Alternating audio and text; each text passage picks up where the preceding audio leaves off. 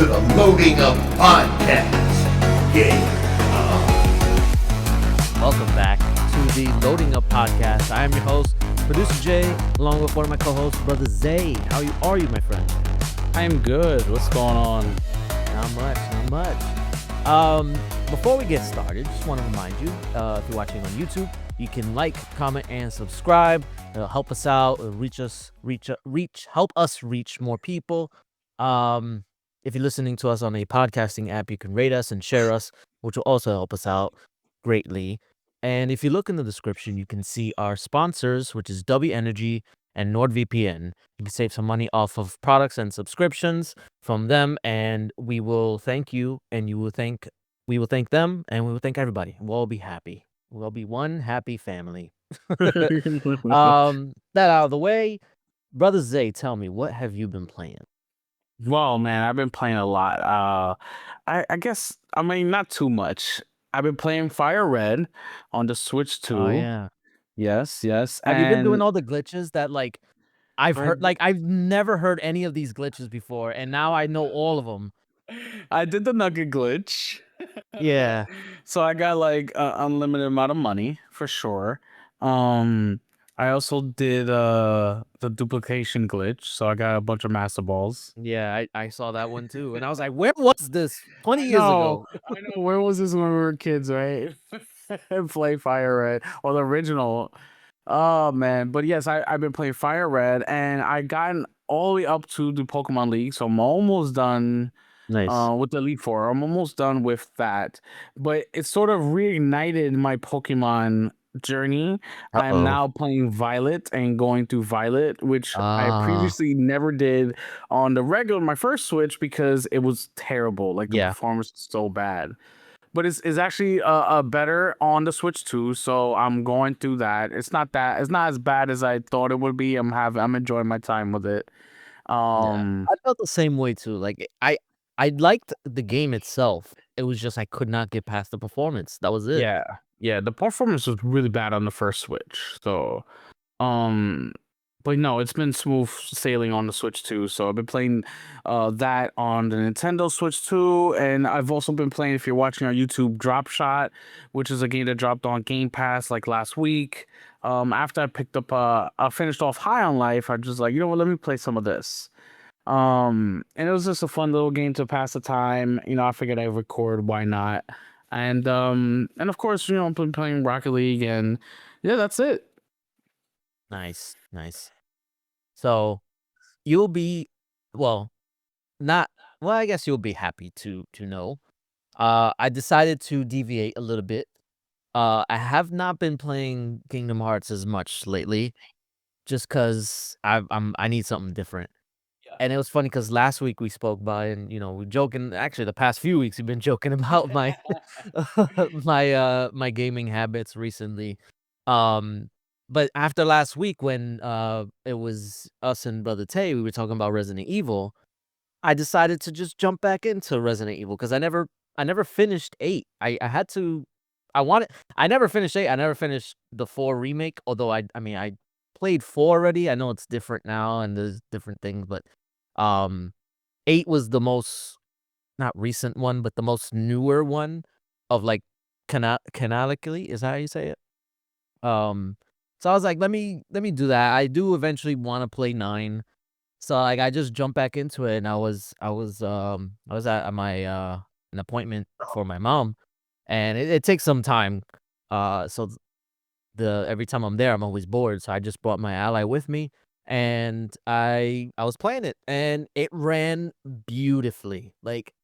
I don't understand why Capcom is, gatekeeping this RE engine. It is it's it's magic how smoothly it runs. I could run it on just, what is it? The 17 watt? I think it's not 17 watt.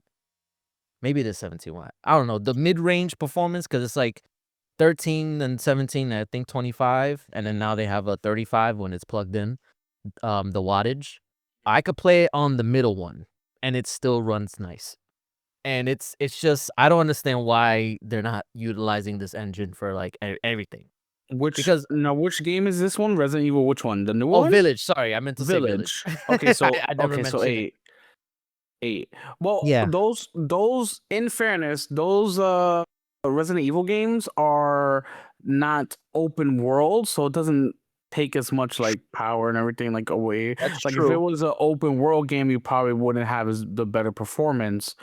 It being linear or closed kind of allows them to really hone their skill and make the best version of the game, which is why 7, 8, and 9 are all regarded and are highly regarded.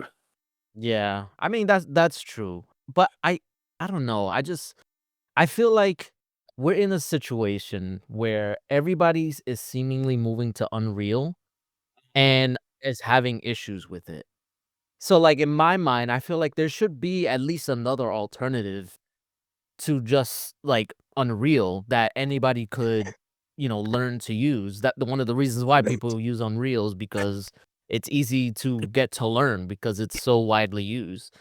The only issue is getting the performance out of it. But anyway, yeah, I was just amazed and like the graphics looked amazing even on the Ally. And yeah, and it's funny because after a while you when you don't play a game for a while, you forget what you do. But for some reason, I'm granted I didn't get far into the game. For some reason, when I picked up back where I left off, I was like, oh yeah, I know exactly what I was doing. So Nice. I was able to just jump right back in. And Nice. yeah, no, I'm having fun, and hopefully I'll continue it because it's a good game. It's really fun. And You sh- I did try the third person mode. That's the mode I'm playing in right now because I know it launched in first person, but now you can play it in both. But only if you download the DLC, which I think is that's kind of messed up. If you gatekeep a different perspective, like I get, the DLC, that can be separate, whatever, like the mode or whatever story mission they have. But to gatekeep a feature like that, I don't know. Maybe it's just they wanted to sweeten the deal and get more people to buy it, which it worked because I bought it. And yeah, so I'm playing in third person, and it feels like a different game, honestly. That's pretty cool. I don't play those games, so I wouldn't even begin I to. I will say, I know you said you're not a big fan of, like, scary games in the Yeah, past. yeah. I will say, playing in third person, much less scarier than playing in first person. That's Well, one of the yeah, reasons because you why I'm can continuing. those jump scares will get you in first person. Yeah, because if I could see it coming, like, from around the way instead of, like, "Oh, it's not I can't see it because my character can't see it," it's a little bit easier to prepare yourself, I guess. Yeah, and then people will probably tell you, "You're cheating. You're not playing it right." I don't give a shit. I play how I want, okay? They put it in in the game for a reason. Yeah, for scary Um, people. yeah.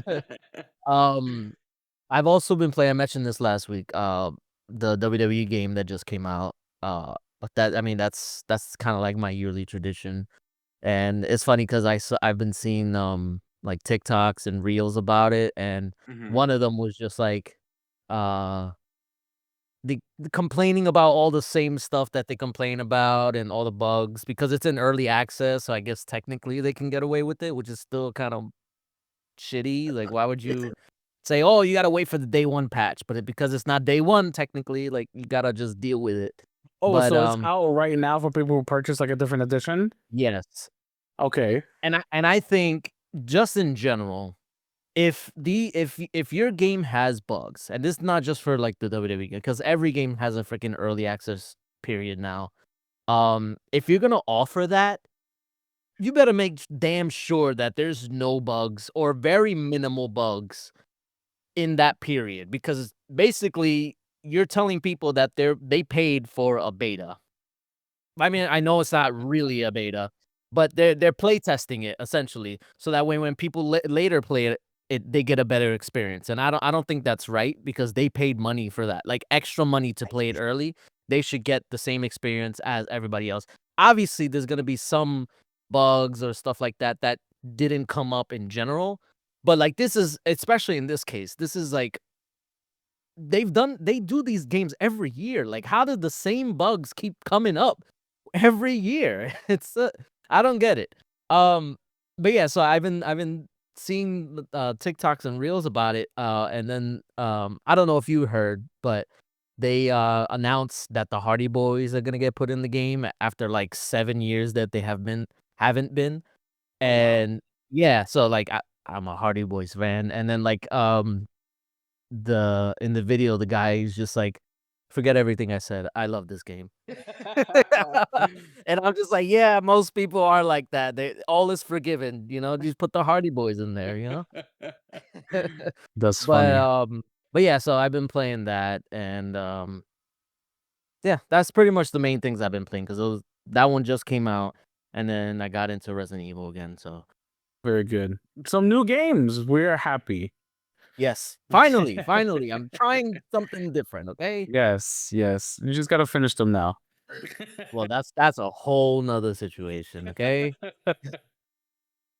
All right, now before we jump into the news, we're gonna do something a little different. We're gonna talk about games that are coming out this month and if we're gonna buy any of them. Now let's get right into it. There's a lot of games coming out this month. Just like you mentioned, the WWE 2K 26 is out in early access. It comes out officially on the 13th, so this week. We have Planet of Lana 2, which is dropped on Game Pass. I Scott, forgot about that. Like, I I know. know I heard about it. I'm actually that's one of the games I kinda jump in and out of, the first Mm-hmm. one, Planet of Lana. It's a good little Yes, puzzle game, and I'm it now is. 2 is out, and I'm like, "Damn." Yep, yep. Pokemon Pokia, that's out already. People are loving it. It's probably one of the highest rated Pokemon games out there. Slate Aspire 2 is in PC early access. That came out. It's doing really good on Steam. We also have Packing Life came out. We're looking at Starship Troopers Ultimate Bug Wars is a new edition of the Starship Troopers game. MLB The 26 comes out next week. MLB The Show 26. We also got Crimson Desert coming out next week on the 19th as well. We have uh, Ghostmasters Resurrection, Copa City, Life is Strange Reunion, Mega Man Star Force Legacy, and Legacy of Kain Ascendance coming out the end of the month. Lots of games coming out. We even have a Division Resurgence. It's a mobile game coming out the end of the month as well. What are you gonna? You gonna get any of these games? You gonna dip your toes in a little bit? Well, I already got one of them. The first one you mentioned, uh, I will say I am super curious about what the hell Crimson Desert is gonna be. Because Me too. every single clip I see is something different that completely changes my view of what it is this game is supposed to be. I know it's like a open world RPG, fantasy RPG, but Mm-hmm. then, like, they show, like, different stuff, like I mean, I know this is not really a big deal, but it's like they have a whole fishing minigame mechanic. Yeah. You can, buy and sell properties and stuff like that. You can get jobs, and I'm just like, "What is this?" Like, Yeah. what next thing you And know, they're gonna show, like, freaking kart racing, and I'm just like, "Okay, what are we doing?" Um Look, I'll be honest, I'm super interested as well into Crimson Desert. It's probably going to be one of the games that I actually buy this month. Will be Crimson Desert, and it's because like the game looks fantastic, and I want it to succeed. I want it to be good because I want to play it. But there is so much. Like it has aspects of like Skyrim, Breath of the Wild. It's just completely it's so different than what we're used to seeing from games, and it's like I'm so interested, but I'm being cautiously optimistic. I'm just like I want it to be good though because I want to play it so bad. That's probably one of the games I'm going to be picking up this month. Yeah, it looks super interesting.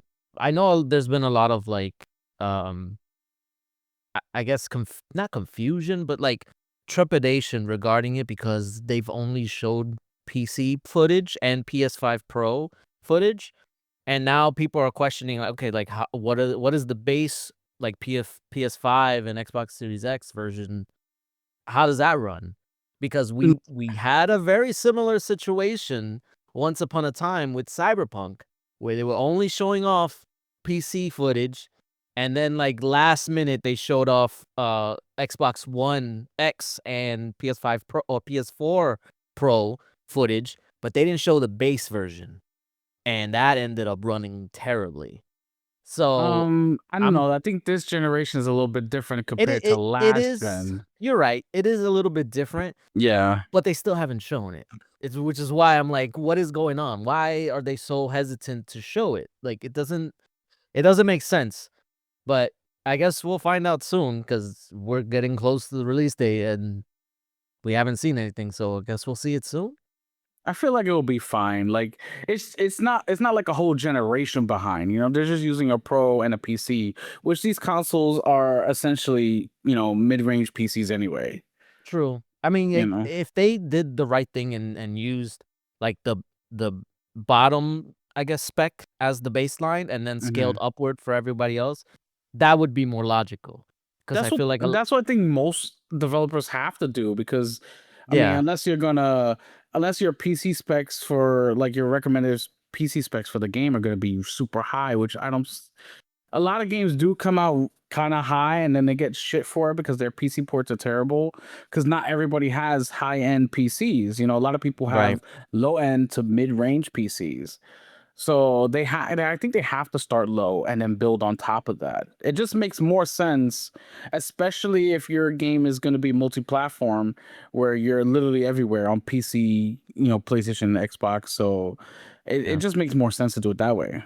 it does. And I mean, hopefully more developers start doing that. I mean, I know there is like it's kind of like a unspoken not rule, but it's like they just tend to work on like the higher end first and then scale downwards. And that's where the complaints were. Obviously, it's not every developer, but the ones that do complain about like specifically like the Series S, they'll always complain about that. But it's like you did it backwards. Like why are you making the job harder for you? You got to work upwards. Yeah, no. That's I that's like mean, that's like if you're mopping a floor and you go from the entranceway to the back to the wall, and then you're complaining, well, how the hell am I supposed to get back without dirtying the floor? It's like you did it backwards. You were supposed to do it the other way. But anyway, I'm yeah, we'll see how it performs. It comes out the 19th and I'm gonna be buying it. I'm yeah, just waiting. I'm not pre-ordering it. I'm gonna wait for it to come out and see what, people are talking about, how it does, and then I'm gonna buy it because I want to play it. yeah. It's also play anywhere, I think, right? Yes, that's a big plus. I'll That buy is it a on the big plus. Xbox. I'll have it on my PC, and then my wife gets a copy too. There you go. So it's perfect. Um, I guess we'll jump right into news. Got a little bit to discuss about this week, and it's gonna get slightly political Oh boy, it always does. because the White House tweeted out an image using Pokemon's branding to say "Make America Great Again." With it was clearly Pokemon branded, like their new game, the Pokia game. Yeah, So they they used that, and then the other side, the Democrats, used an image of their own, the same image with just different wording. It was absolutely just they're children, all of them. It really is retarded. Nintendo officially responded and said, "We are aware of recent social content that includes imagery associated with our brand, and we are not involved in its creation or distribution, and no permission was granted for the use of our intellectual property. Our mission is to bring the world together, and that mission is not affiliated with any political viewpoint or agenda." So that was their official response um, from Nintendo. I mean, what do you think, Producer Jay? What's going on? what are we even doing anymore? Like, I why know. are we fighting over memes and stupid memes at that? Like, Yes. I don't understand why it's gotten to this place. Oh, man. We are Eh living in a hellscape. oh, hell yeah. This is so dystopian, it's not even funny anymore. Like, I've never thought an official, like, government, Twitter account would be posting stupid memes and not even just them. It's like it's everybody. All these freaking government officials are just stooping to that same level, and it's so annoying. Yeah. But but it is refreshing that Nintendo is actually doing something about it because or actually saying something about it because I think we have another story about Nintendo doing something. But Yeah. yeah, it's so sad that Nintendo has to come out and say what everybody what they should have thought before posting that stupid stuff. Like, I don't know. Like, No, they don't think. Neither side no, does. they They don't. don't think because they both use the same fucking meme structure, and it was cringy as hell on both sides. It's like Jesus Christ, So they don't think. They just post whatever to distract people from whatever they're doing. It's just a bunch of nonsense, really. But yes, the next actual article we're going to discuss is that Nintendo of America filed a lawsuit against the United States government. Uh, just this past Friday on the 6th, it says the U.S. Court of International Trade is seeking a refund for tariffs it paid under President Trump's executive orders since February of last year. And this comes after the Supreme Court struck down the tariffs on February 20th, ruling that the act did not grant the president authority to impose them. So because the tariffs were illegal to impose upon basically the world, these companies, not just Nintendo, tons of other companies are suing the US government for refunds now. Good, as they should. Yeah. Although, while because when I first heard this, I was like, "Wow, I'm actually on the side of Nintendo for once." I know. Um, we're not gonna see a dime of that. We're not gonna No, see any price cuts. We're not gonna no, see absolutely any. not. They're watching their own pockets. For That's sure. all they're doing for this thing.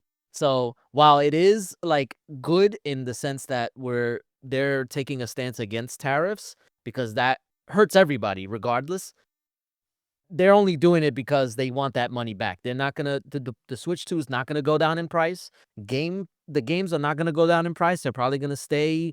Well, some of them are 70, some of them are 80. I don't know. They might just continue with the 80 price point. But again, at least Nintendo is doing something because I don't think anybody else would have. They would have just bit the bullet and raised and passed the price off to us. Well, they did do that, and that's why. And now they want refunds because it was unlawful, and they had to delay the pre-orders. They had to raise prices on accessories. So Yeah. like they're looking to just recoup some of that money. And like you said, it's not going to benefit the consumer at all. They're going to pocket the money and continue going forward with their sort of like dynamic pricing that they started last year. So it really is just like, yeah, F the government. They did something illegal. Let's get back at them. But also, like, it doesn't do anything for me and you. Yeah. I mean, it's good for them to like do some like I said, it's good for them, but ultimately it's not gonna matter to us, which Yeah. which sucks. We're not gonna get rebates off of electronics that we bought during the tariff stuff. So anybody who bought a Series X for what was it? It was like $650, which I think it still is. Um, Yeah. and then or a PS5 Pro for 750. If those go back down, they're not gonna give you that money. No, you Definitely paid not. it. That's it. Yeah. It's done. Yeah, it's done. Let's move on from Nintendo.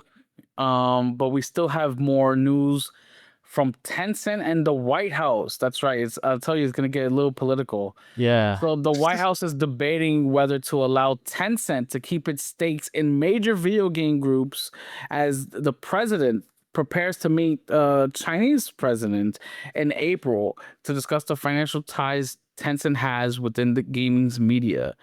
They the firm poses they claim that the firm Tencent has is a national security risk.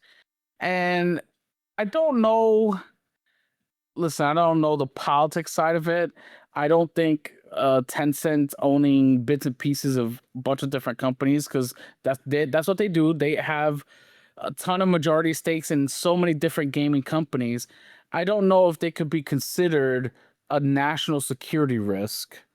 But Tencent has majority stakeholders in a bunch of different things, including Epic Games, Riot Games, Supercell, even games like Clash of Clans. So it's like, who knows to say what's gonna happen out of these sort of debates that they're having at the senior officials in the White House for about Tencent's stakes.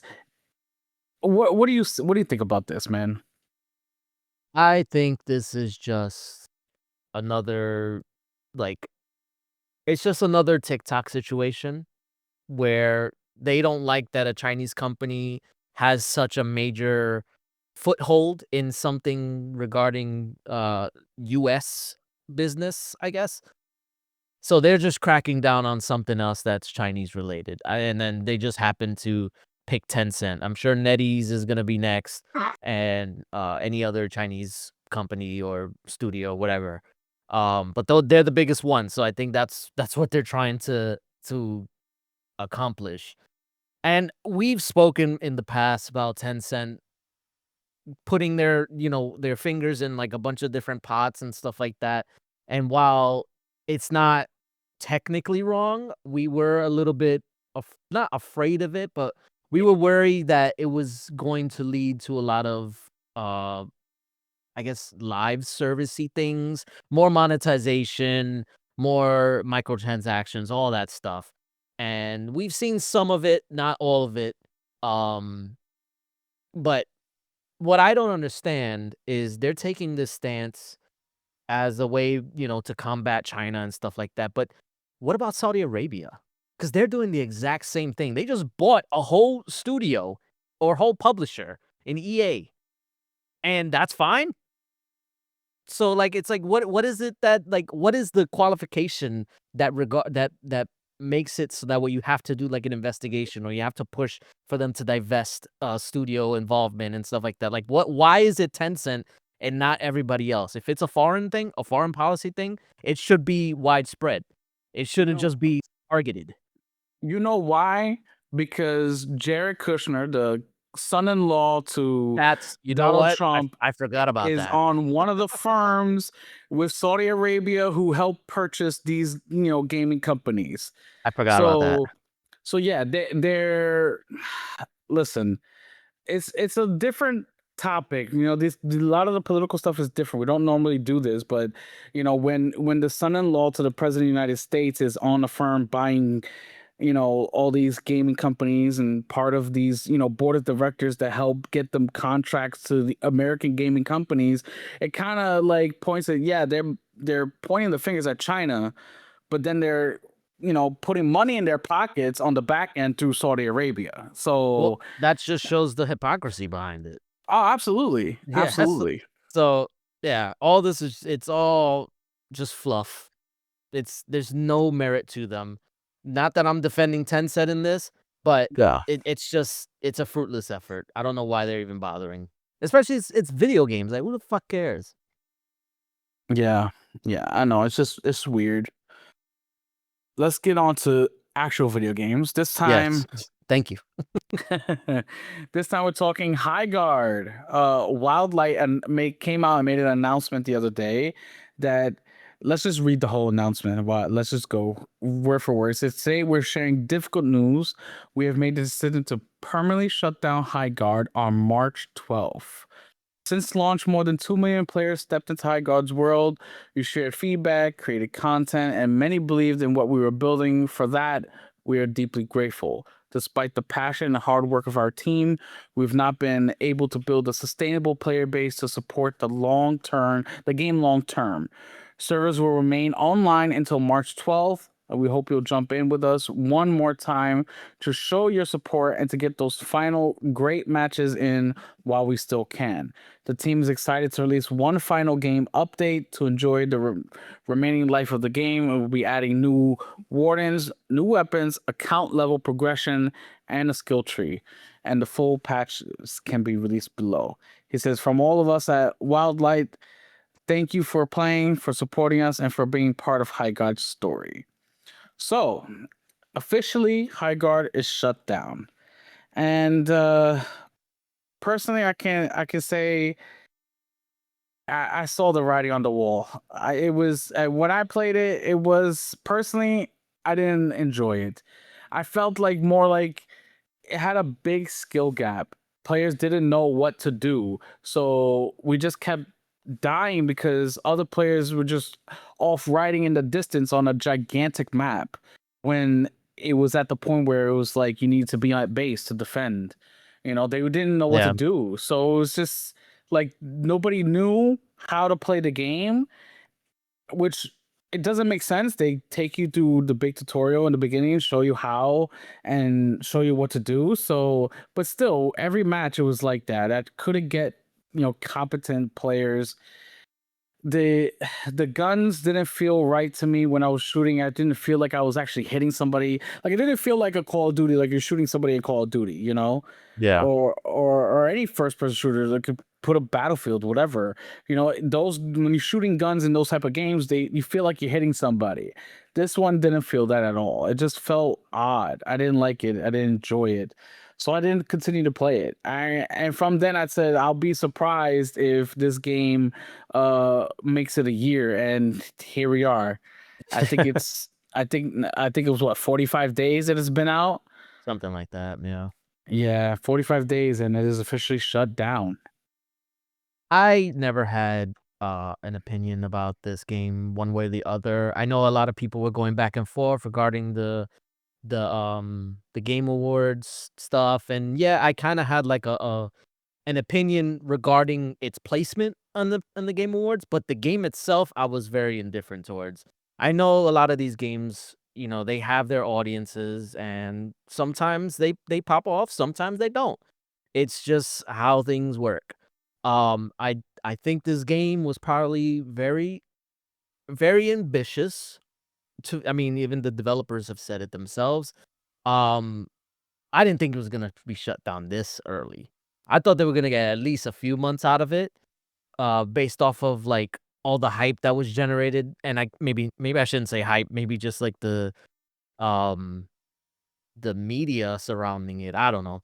Um, but yeah, I felt like they could have like just taken it and learned from it.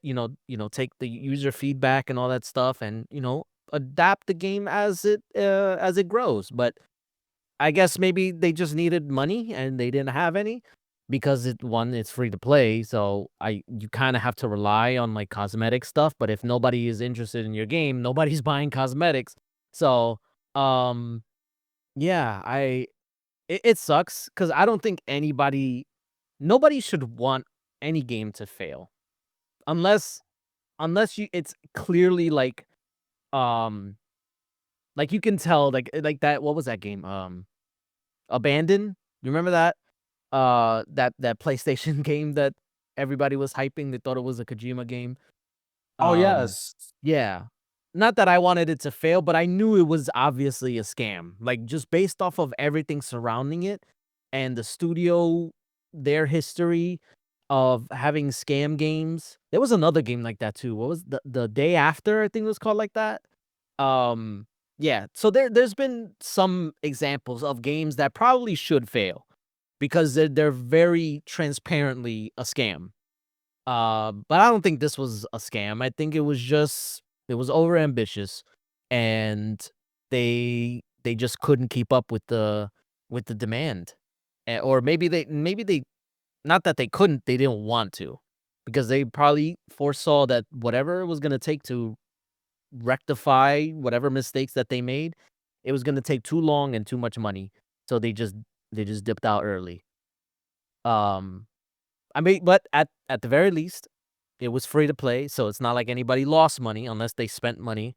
And I did they ever say like if they were gonna refund people who bought the season pass or whatever they call it? Think anybody brought it. No, I'm Well, just kidding. I was gonna say, I mean, you're probably right. No, I don't. I did not mention any refunds or anything like that. No. Okay, well, I mean, even if they did, I like you said, I mean, you joke, but most likely people really didn't buy it. Um, and maybe that's one of the reasons why they decided to close it. It's like maybe they anticipated something and they got nothing, and they were just like, oh well, tough luck then. Um, but yeah, this should be a lesson to other developers. Like, if you're going to be ambitious and aggressive when creating a game, especially in a genre that is oversaturated right now, you have to make sure that it is unique and fun. Like, I can't, like, reiterate that enough, because a lot of times these companies, they're looking at it from a pure business perspective, and it ends up flopping because they're looking at it from, "Oh, we can monetize this. We can do this, make money this way." That's not how you're supposed to develop a game. You could do that after, but the core game has to be fun. It has to be playable. It has to be something that people will come back to. And by all intents and purposes, it was not that. So, I don't know. I mean, hopefully the developers can, find something else that they can go to, because yeah, I'm pretty sure they said the studio is shutting down, right? Yeah. No, the Yes. studio? Is the studio staying Wildlight? up? You talking about the whole studio closing? I don't think the Well, I studio's know closing. they laid off 50% of the studio, right? Yeah, but I don't think the studio's closing. Hmm. They're just shutting down High Guard. Okay, so then I Yeah. guess it's not the end of their story. They can come back with something better, hopefully. And just to piggyback off of that is that this game wasn't some random indie game that was free to play. This game had the backing of Tencent. Actually, it had $1 billion corporation backing it. Oh You know, wow. they did sort of like a little investigation, because everybody was wondering, like, oh, how can we let the small creators just die like this? But then it turned out that they had the backing of Tencent, who, by the way, because remember, this was announced at the Game Awards. Yeah. Tencent has a spot on the board for the Game Awards, and then of course it was announced at the Game Awards in the last spot. So like it has the backing of a lot of people who have money. It wasn't some little indie game, developers that didn't know what they're doing. They had money and they knew what they were doing by announcing it at the Game Awards. And So they well, squandered it. yeah, basically. Yeah, Well, yeah. that's how the cookie crumbles, right? Yep, that's how it crumbles. Let's move on to some more. This one's upsetting. This news is, according to Bloomberg, employees of the Nagoshi Studios were told Friday that NetEase intends to cut off funding for Gangs of Dragon, which was announced at the Game Awards just in December. Gangs of Dragon is the creator of the Yakuza series. He's creating sort of a spin-off called Game of Dragon. I don't know if you remember the trailer at the Game Awards. I did. Um, Doesn't it have that actor? What's his name? I'm Uh I'm I'm drawing a blank on his name too, but he was in the Eternals. yes, He yes. Train to Busan, the Outlaws. He was in like those. He's in a bunch of stuff. Yeah. Yes, he's in a bunch of stuff. Very famous actor, and it looked amazing. And of course, from the Yakuza series, Yakuza being an awesome series and awesome games. So that NetEase was alleged that the decision came after discovering that the project needed an additional $44 million in funding to reach its end completion. Um, and we have no word officially from the studio or from NetEase, but they did say that the game was in deep development when they announced it in December. So, and we're sort of like in limbo with this game. We don't know if it will come out or not, or if they'll receive funding, or if it will get what it needs. It's kind of sad. I really saw this trailer at the Game Awards. I was like, man, that game is gonna be dope. I just know it. Yeah, and it does suck that this is their first game. Like, they didn't even get that out the door before they were just canceling it, or, well, stopping funding. It's not officially canceled, Yeah. but it's just the funding has been halted. I don't know what the terms are in terms of like what they can do to get funding, if they can at all. Um, I believe I don't know. This is not verified. I don't know how true it is, but I feel like I remember hearing something about that. One of the um terms for this game was that it has to be multi-platform Yeah. because they want to make money off of it, obviously. So I think if they're gonna get funding, it has to be from a third party. Um, who that would be? I know some people were joking about it, but it could be Sega, who owns Hmm. who owns uh the Yakuza franchise, which was this was is it it's not officially a spin-off. It's just like a spiritual successor type. Yeah. It's not a spin-off, Yeah, spiritual successor. It's made yeah, by the same person who the created the creator. Yakuza games. Yeah. Yes. So it would be kind of ironic if they just ended up back there. Because I feel like that's the only ones or the only studio who would be interested in this type of game.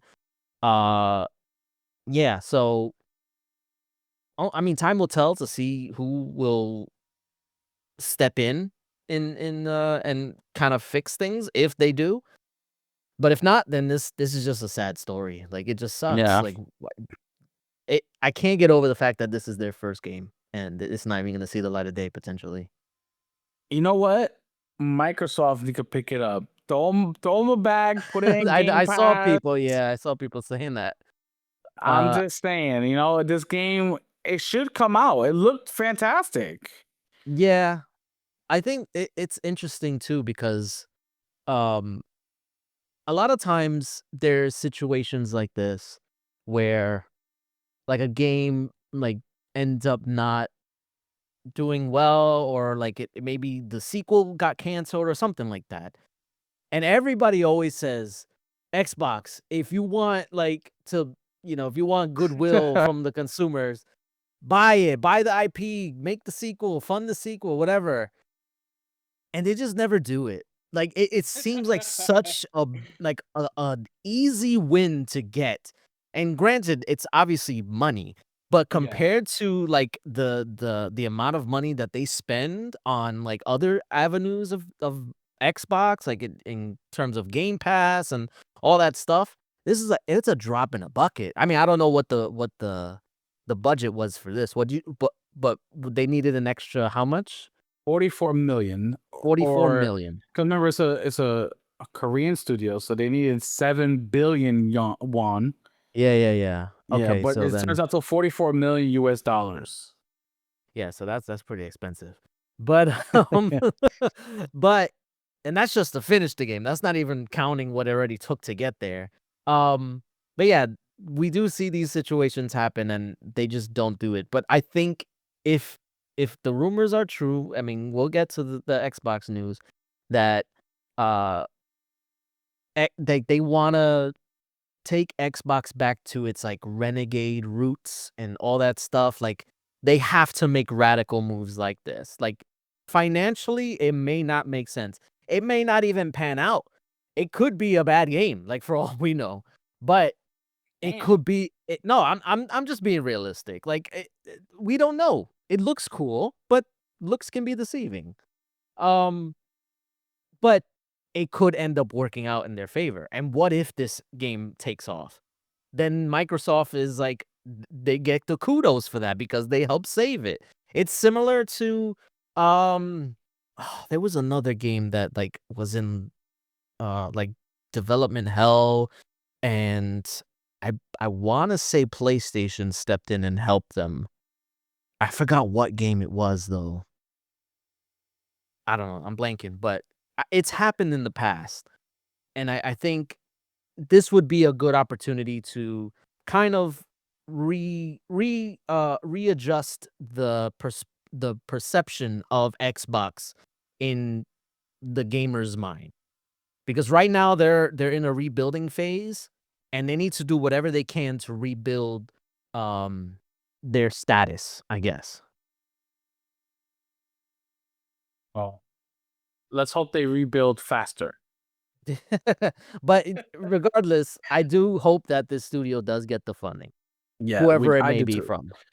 I do too. So Sega was actually a really good pitch though. Like they can just be like, "Come home, let's Yeah. finish this." That's a really good pitch. So I'm not gonna lie. Let's move on. We have some news from Sony. PlayStation Store has begun testing dynamic pricing on video games. Oh, here we go. So, Yeah. if you don't know, dynamic pricing is a revenue model where a company will switch up the cost of an item for different users. It can be depending on different factors as well, like purchasing history, location, inventory, demand. It can even be different times of day.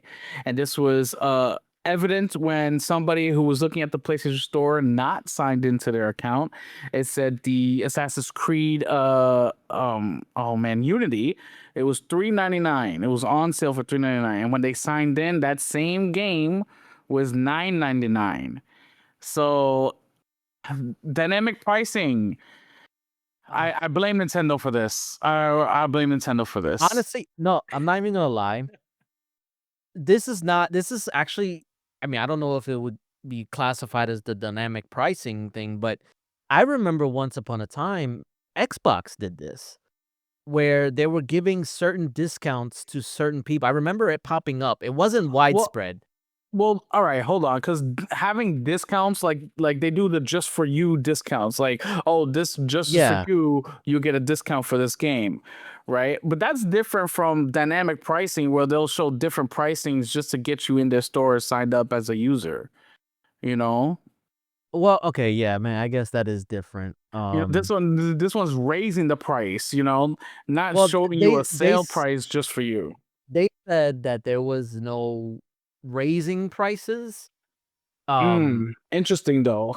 yeah, they said they were only lowering prices. But the fact that they're showing different prices for different people, like based off of like nothing. It was just like A/B testing. It Yeah, wasn't like based off of like, oh, like you play a lot of RPGs, we'll discount this game because you like RPG. Like, no, it was just like different pricing for different people just because. yeah, Um, that's bad. That yes, you don't want that because it should not be based off of, well, it should be based off of something. But, like, if there's a sale going on for a game, it should be available to everybody. It yeah. shouldn't be restricted to just, like, certain people, certain regions, and stuff like that. Um, and obviously, you have other stuff, like, if it's, like, a PS Plus discount, whatever, but that's separate. Um, it this dynamic pricing thing, it's a recipe for disaster, and Yeah. especially because it's only on their store. The fact that they control that, like, think about, like, if the people who don't own the disc version of the PS5 Mhm. or the PS5 Pro, because that I think that's only disc or only, digital. Um, they only have access to games based off of the store, and I believe Sony did get sued for this not too long ago for basically having a monopoly on their store. I don't know what the outcome or if it's still pending or whatever, but the fact that they're still doing this within all that context is kind of crazy. They have some balls to be doing that like right in the middle of all this stuff. Um yeah, I don't like this. I don't like dynamic pricing. It should be one base price regardless. Yeah. Well, it's definitely setting a bad precedent for, Yes.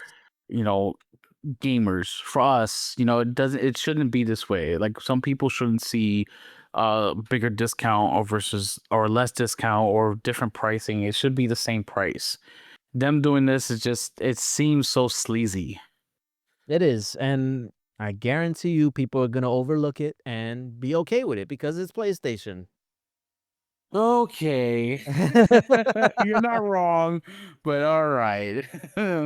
No, um every gamer, if you're a consumer who buys games, you should be against this. Because imagine if they did this for anything else.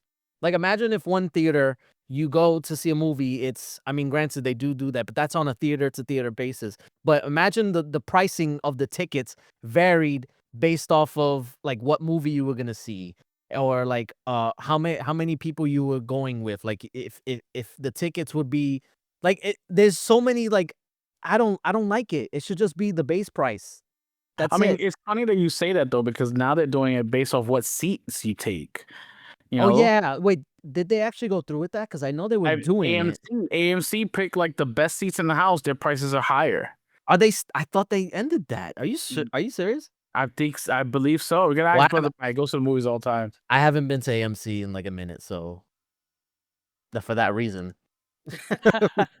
Well, it's probably just like the first like 10 seats in the middle. Yeah, it's Higher always like in the pricing. center and stuff like Yeah, that. But people didn't like that either. So it's like what? No, no, I don't like this. yeah, me either. Me either. I guess let's move on because we got the last bit of news to talk about, and it's a little bit more for me. It's a little bit more upbeat, a little bit better news. We got the next Xbox console was the code name was released. It's called Project Helix, and the new CEO Asha Sharma she affirms new Xbox PC hybrid. It's been official. It's no rumors about if it's gonna be PC hybrid or anything like that. It has been officially announced. um I want to read exactly what she put out. So she wrote on her own personal Twitter account. She says, "Great start to the morning with Team Xbox. We talked about our commitment to the future, to the return of Xbox, including Project Helix, the code name for our next generation console. Project Helix will lead in performance and play Xbox and PC games. Looking forward to chatting about this more with partners and studios at next week's GDC." So we're gonna be hearing about this coming up next week more at GDC. And honestly, right there, it's all her titles. It's a Xbox console, and it will play Xbox games and PC games. There's no more rumors. It is officially out from the CEO's mouth herself. And honestly, the Project Helix codename is really cool. It looks the graphics that they use, it looks like a double helix for the DNA and stuff, and I thought that was really cool. I just hope that the actual name of the console is as cool. Yes, We know they have a tendency to go a little sideways with the console names compared to uh the code their names. Yeah. code names, yeah. But I'm personally I'm looking forward to this. I know I have a gaming PC, I have a Series X. I probably don't even need Project Helix, but I'm gonna buy it anyway because I love Xbox. I love the ecosystem, and I get all the consoles. Let's be honest. I have every generation for the last 25 years. I've had. Um, Before that, my brother had all the older ones, and we still had all the generations between Sega, Nintendo, Sony, Xbox. We had them all. So I'm gonna buy it no matter what. I'm excited because it's new hardware and it's new technology. It's something about new technology always gets me excited when I get it. My wife hates it. Just She I'm the hates when same I get way. some. Yeah, she hates when I get something new because I want to show her. Like I'm like, here, let's look at this. Look at this on my new phone. Look what we can do. So I'm gonna be doing that with the new Project Helix when it comes out. It doesn't matter what the price is gonna be. I'm already saving up for it, so it doesn't matter. Oh, I'm sure a lot of people are in the same boat as you. I am mostly in the same boat. I feel like the price is really gonna be the determining factor because we don't know what's gonna happen with like the RAM stuff. It seems based off of like rumors that this is gonna be on track to release next year. Especially if they're announcing it now, because I feel like whenever they announce the code name, it's usually the next year that it ends up coming out. So that's a good sign. Um, I am interested in the way that it seems, I mean, I'm sure they timed this out on purpose. It seems that Xbox is seemingly trying to get ahead of the messaging because they do have uh GDC coming out next week, I think. And they have a whole panel set up, and actually multiple panels where they're gonna go in depth talking about the future and all this and that. So I'm sure we're gonna get more information about this. They did say tune in to GDC, so we'll definitely get more information there. But I am interested that they are trying to be proactive about this stuff because one of the issues that Xbox has suffered from, and I'm sure every Xbox fan will agree, is that their messaging has been all over the place. And they'll say one thing 1 minute and then the next another thing the next minute. Perfect example is Xbox PC.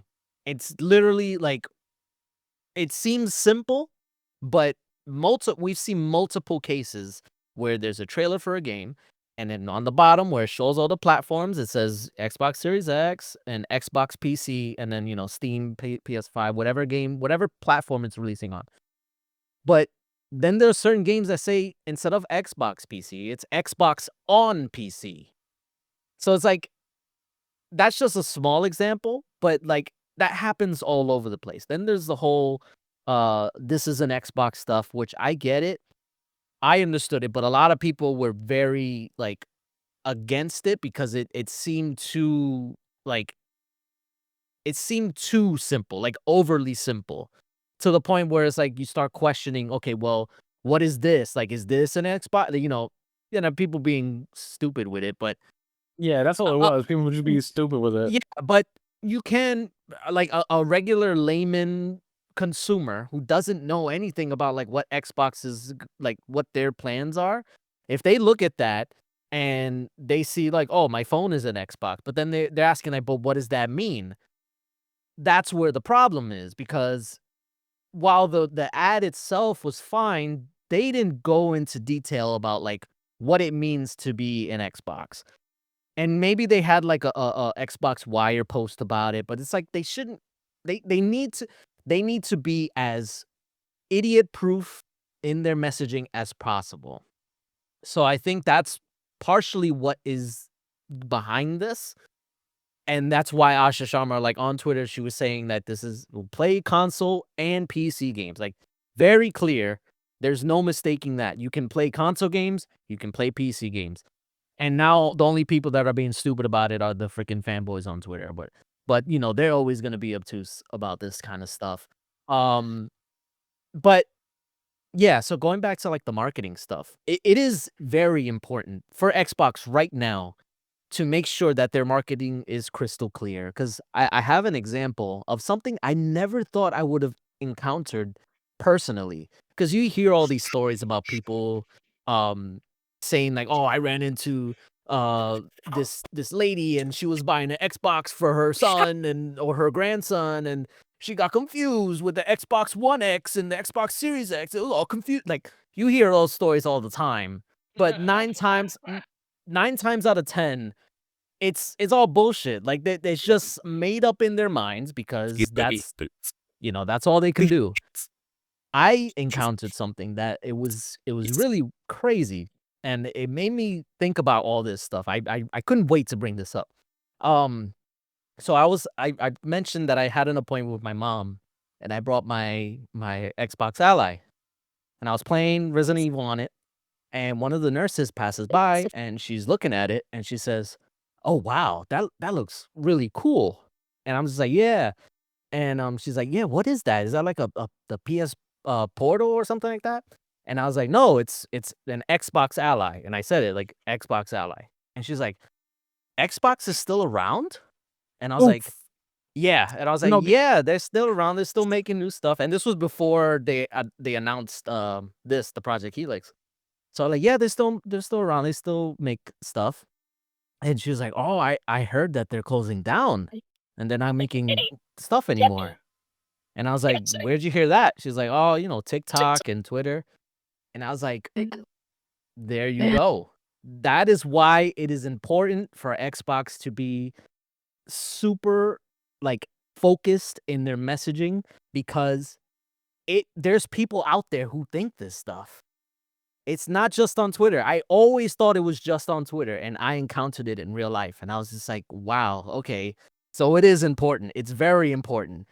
It Um, is it is important. I'm glad you said that because I encountered something this past week, some similar situation. I was at work and a coworker of mine was like, do you play Power World?" And I was like, "I've played it before. I played it on Xbox." And he's like, "Oh, so I've been playing." I said, "What are you playing on? PC, Xbox?" He said, "Oh, I'm on PlayStation." He said, "Xbox." He said, "Didn't they say they're shutting down Xbox?" And I'm like, yeah, "Who said that? Like, that's no, what not that's that's not happening. What are you talking about?" exactly. It's so easy for and granted, these people, they don't know. Like, they're not into this news that like we are. So if they're hearing this stuff, they're just gonna believe it because Yeah. that's just what they do. They hear stuff, it's like, "Oh, I heard this." But that's why Xbox needs to get that intact. And I actually did hear or did see that they are hiring somebody specifically for that. I The forget marketing, what. yeah. Yeah, the marketing people. I know specifically that they're trying to rectify that. So hopefully with this new product, this new device, it could also, because I somebody else mentioned it, that they named all the projects that ended up being something. I forget which one the 360 was, but the Xbox One was Durango. The Xbox One X was Scorpio. The Series X was Anaconda, and the Mhm. Series S was Lockhart. But then I remembered, I was like, wait a minute. I remember Project Scarlet. Where was that? And I looked it up, and Project Scarlet was the combined Xbox Yes. Series X and S, because they didn't announce the S version yet. Um, so this could potentially be two products. We've heard that they are working on a handheld, a native handheld, and they are working on a home console. So I think Project Helix might actually be two products. It might be the Interesting handheld theory. and the home console. Interesting theory for sure. But I want to go over this. I was talking about this earlier in my Xbox party. Um, the code name specifically. So the original Xbox code name, the OG Xbox, was called Midway.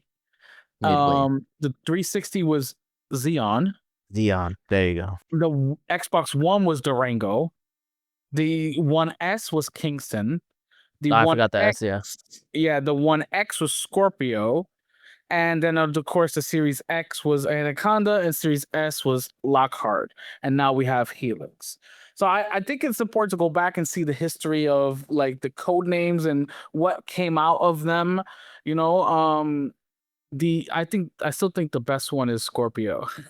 Yeah, I know a lot of people like that one. Yeah, yeah, the best one is Scorpio, and that was the One X, which was a really good system at the time. It was a big update to the Xbox One. I think that should have been the base Xbox One. It would have had a different situation than we currently are in with Xbox now. But that's a whole nother story. But yeah, it just goes to show you the history of the code names and what comes out. And it's very interesting that you say it could be two SKUs because who knows? It could be a handheld slash home console. That would be pretty dope. Yeah, I didn't even think about that part. Like, they could have done like a Switch type of situation and have it be just like one device that you can use on both. Yeah. I don't know. There's a lot of up in the air with this stuff. But one thing's for certain, that Xbox is making new hardware and they are going to release it. It's not like it's not like they're gonna announce this and then like cancel it. At least I hope not, because then Xbox that is would be. here to stay. That's it. Yes, Xbox is alive once again. It was dead, but now it's alive, and it's probably gonna die at least 3 or 4 times within the next 2 months or so. Yeah, I Um, mean, if you ask creators on YouTube, it's probably dead again right now. oh, yeah. But we are officially alive. We're officially kicking. We got new consoles coming out. We'll see more this week at GDC, and we look forward to it. Yeah, no, I'm definitely looking forward to hearing more about this because this came out of nowhere too. Because it was on a Thursday that they announced this. Usually they don't do announcement on Thursday. It's either Monday or Friday. Thursday is kind of weird, but I guess they wanted to announce it soon. Maybe they didn't want to announce it on Friday because I know GDC is this week. I guess not as we're recording it, but yeah, I'm looking forward to this. And that's all we have for the news. All right. Well, remember, if you're watching us on YouTube, you can like, comment, and subscribe. If you look in the description, or if you're listening to us on a podcasting app, you can share us and rate us. If you look in the description, you can see our sponsors, which is NordVPN and W Energy. You can support them, they'll support us, and we'll thank them, and we'll thank you. And that's it. We'll see you guys next week. Peace.